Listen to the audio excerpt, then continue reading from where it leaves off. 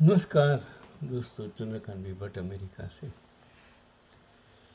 नसीब, प्रारब्ध, पुरुष और दूसरी साइड पुरुषार्थ। और कभी इंसान को ऐसी तक मिल जाती है तो वो आसमान तक पहुंच जाता है और फिर आसमान से नीचे भी गिर जाता है। धन ऐसी चीज़ है, आती है चली जाती है। सत्ता ऐसी चीज़ है, आती है चली जाती है। अहंकार, ईर्ष्या, स्वार्थ, बेईमानी, गद्दारी, ये सब कैंसर है। और जो इंसान उसमें से बच सकता है वो आसमान पहुंच जाता है, अमर हो जाता है। 1947 में अपने एक रिश्तेदार की शादी में शरीक होने के लिए इनका सारा परिवार पटियाला आया था। मैं एक कहानी कहता हूँ जो मैंने पढ़ी। तभी विभाजन को लेकर फसादात शुरू हो गए। एक कैसी परिस्थिति हो, मैंने कितनी सारी परिस्थिति देखी है। मैं अहमदाबाद की बात करता हूँ। एजी स्कूल के प्रिंसिपल अधूरी साहब, उनका बेटा तूफान अहमदाबाद में हो गया, हिंदू मुस्लिम। उसका बर्थडे था और वो गाड़ी बुक कराई थी। वो लेने के लिए हिंदू जो कम्युनिटी के बीच में अहमदाबाद में वो गाड़ी का डीलर्स था, वहाँ लेने गया था। अचानक तूफान चालू हो गया। उसने दाढ़ी रखी थी। वही हिंदू लोग, ये सब ने उसको मुसलमान समझकर मार डाला। एक ही बेटा, कैसी हालत हुई। और 1 महीने पहले 2 महीने पहले शादी हुई थी।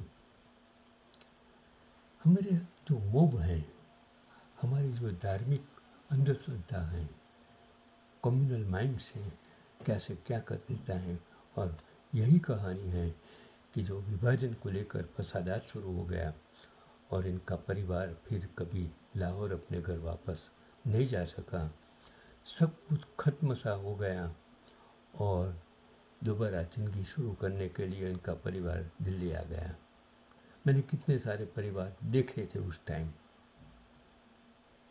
मेरे गांव में हम सब सिंधी कहते थे। अहमदाबाद में भी कितने गोवर्धनवाड़ी का टिकरा, उसके नीचे कितनी सिंधी वसाहत हैं, सिंधी मार्केट भी हैं। वो लोग पाकिस्तान से आए हुए हैं। ये हैं IS जौहर साहब और इनके कई जौहर थे। जैसे ये अच्छे एक्टर थे, लेखक थे और डायरेक्टर प्रोड्यूसर भी थे।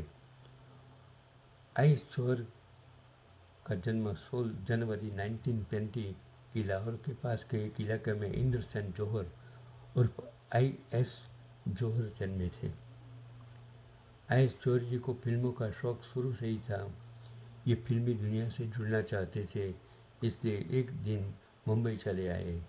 और मुंबई में एक दिन उनकी मुलाकात रूपकेशौरी जी से, जो उस दौर के नामी प्रोड्यूसर, डायरेक्टर व राइटर थे, उसके साथ हुई। और IS जौहर से मिलकर रूपकेशौरी बड़े प्रभावित हो गए। उन्होंने अपनी अगली फिल्म के लिए जौहर जी को एज ए राइटर व एक्टर साइन कर लिया और उस फिल्म का नाम था एक थी लड़की। साल 1949 में रिलीज़ हुई उस फिल्म में मोतीलाल हीरो थे। अब तो किसी को नाम भी मालूम शायद यंग जनरेशन को नहीं होगा, जो पुराने ज़माने में जो हीरो रोल मॉडल थे, एक्टर्स थे।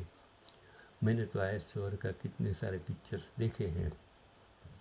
और उस टाइम जो पिक्चर की बात करता हूँ, एक थी लड़की, उसमें हीरोइन थी मीना शौरी और IS जौहर जी के किरदार का नाम उस फिल्म में था Sohan.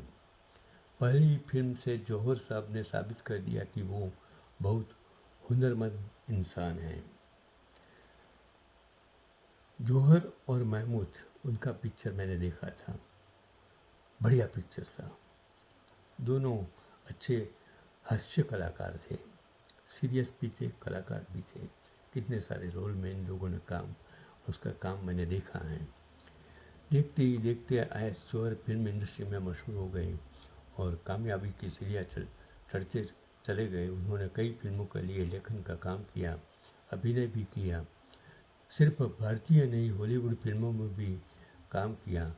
Harry black, north west frontier व लॉरेंस ऑफ अरेबिया और आईएस जौहर साहब ने अपने नाम से भी कई फिल्में बनाई थी। मेरा नाम जौहर, जौहर इन कश्मीर व जौहर इन बॉम्बे।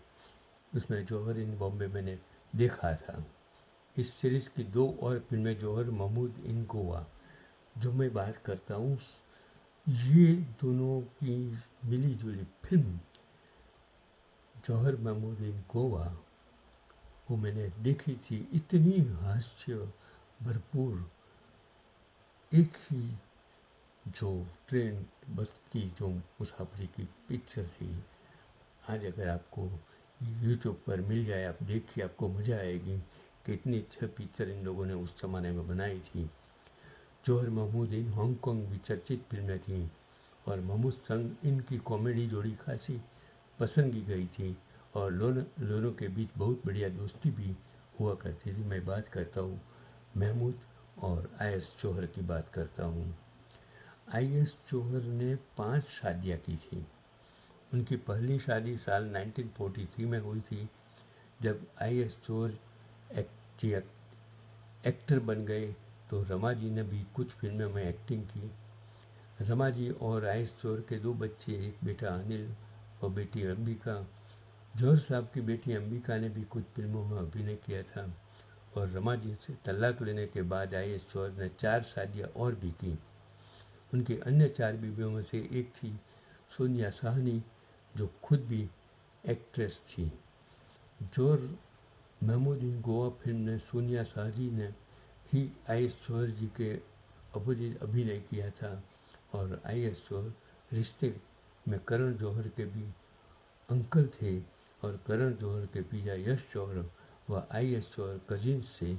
हालांकि करण जौहर से आईएस जौहर की कभी मुलाकात ही नहीं हो सकी थी और 10 मार्च 1984 को आईएस जौहर जी की मृत्यु हो गई। मैंने इस शॉर्ट वीडियो इसके लिए बनाया है कि शायद ऐसे कलाकार जो उस ज़माने में थे, बहुमुखी कलाकार मैं कह सकता हूँ, आपको हंसा भी सकता है, आपको रुला भी सकता है और आपके साथ जो महमूद उनके साथ था, वो दोनों कलाकार, शायद ऐसे कलाकार मेरे जीवन मैंने कभी देखे नहीं हैं, जो एक साथ वो जो पिक्चर मैंने देखा था, आज मेरे दिमाग में वही पिक्चर चल रहा है जब मैं ये वीडियो बना रहा हूँ।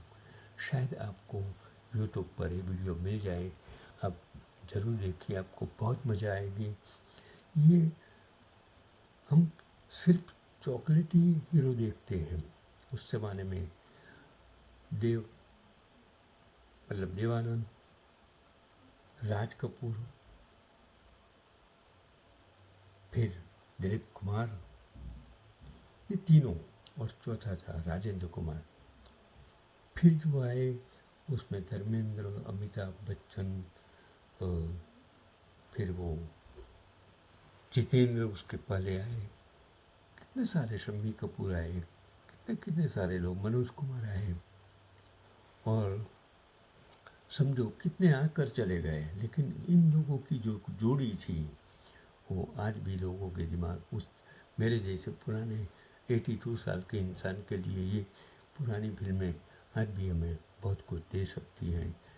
अब पैगाम यही है कि सिर्फ चॉकलेटी हीरो से फिल्में नहीं चलती हैं, उसके पास स्किल हो, स्टोरी हो, संगीत हो, तो फिल्में चल सकती हैं। आपका जीवन भी संगीत से, आपका जीवन भी एक स्टोरी है। हर इंसान के कुटुंब रामायण महाभारत ऐसी स्टोरी से भरा पड़ा है। हर इंसान का कुटुंब की अलग अलग कहानी होती है। पैगाम यही है, आपको जो ज़िंदगी मिली है किस तरह जीना वो आप पर है। ईमानदारी से जीना, गद्दारी से जीना, बेईमानी से जीना, अमीजन बन के जीना, या महात्मा गांधी, सरदार पटेल, नेहरू या सुभाष चंद्र बोस या भगत सिंह बनकर जीना, वो आप पर निर्भर है। यही आज का पैगाम।